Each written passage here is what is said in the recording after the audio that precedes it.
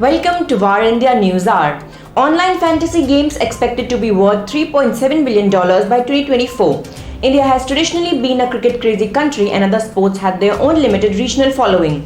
The emergence of online fantasy sports combined with new sports leagues and formats are positively contributing to bridging the divide with a large number of sports enthusiasts now following many sports in a more engaging manner.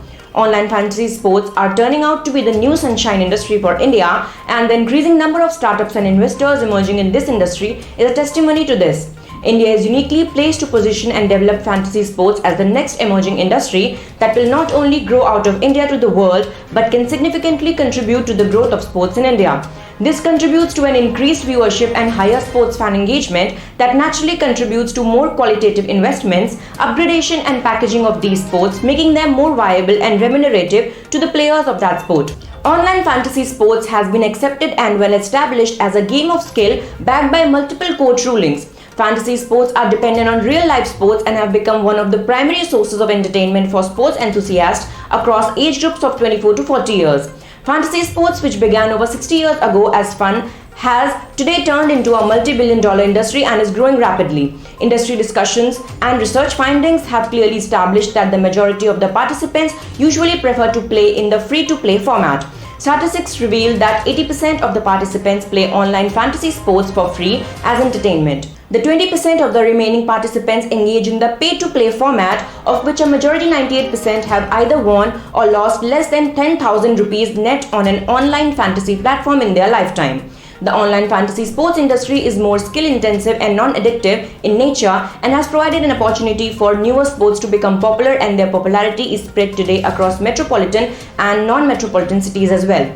The gross revenues of online fantasy sports platforms stood at around 2,400 crore rupees in financial year 2020 alone. According to experts, in India, the sector is expected to be worth $3.7 billion by 2024, creating a huge opportunity for new entrants. The market has witnessed a 700% increase in the number of fantasy sports operators in the past decade and a 2,500% growth in the number of fantasy sports users.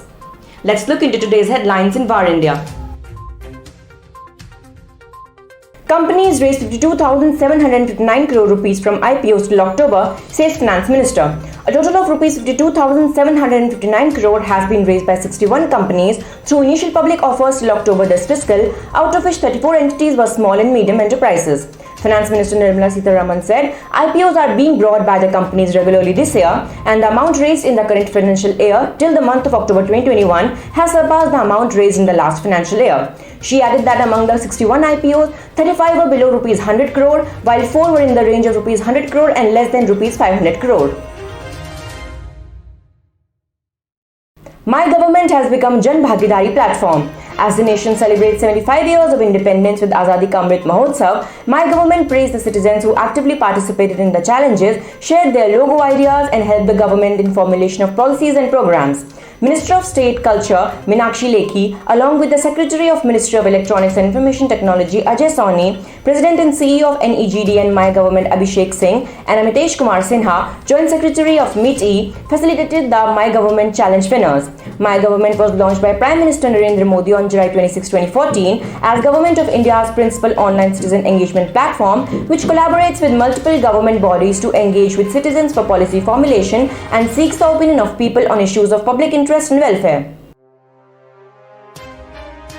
MeetE report on adopting blockchain tech for e-governance. The Ministry of Electronics and Information Technology has recommended setting up of a national blockchain framework for using it in e-governance by adopting the emerging technology. The ministry called for creating digital platforms using blockchain infrastructure to provide trusted service delivery to citizens and businesses. The document also recommended promoting research and development and harnessing the benefits of the emerging technology. The document identifies 44 key areas where blockchain technology can be applied, such as e-notary services, e-voting, managing digital certificates, transfer of land and property, pharmaceutical supply chain, smart grid management, and maintaining electronic health records. Yes Bank launches credit cards on RuPay platform. Private sector lender Yes Bank has partnered with National Payments Corporation of India to offer RuPay branded credit cards to its customers on the indigenously developed payment platform. The benefits include rewards points that mount up with every purchase on the card, fuel surcharge waiver, accelerated rewards points on Yes cards, and merchant offers enabled by the bank in collaboration with NPCI, which has developed the RuPay card payment network. The head of credit cards and merchant acquisition of Yes Bank, Rajneesh Prabhu, said, "The partnership is aligned with our ongoing efforts to expand and diversify our credit offerings for customers, ensuring that their payment journeys are contactless, enjoyable, and more rewarding." Amazon announces AWS Cloud WAN. Amazon Web Services announced AWS Cloud WAN, a managed wide area network service that makes it faster and easier for enterprises to build, manage, and monitor a unified global network that seamlessly connects cloud and on-premises environments.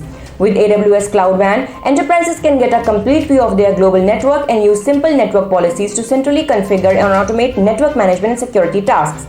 AWS Cloud WAN enables enterprises to use the AWS Global Network to provide a single unified network which allows them to improve network health, performance, and security.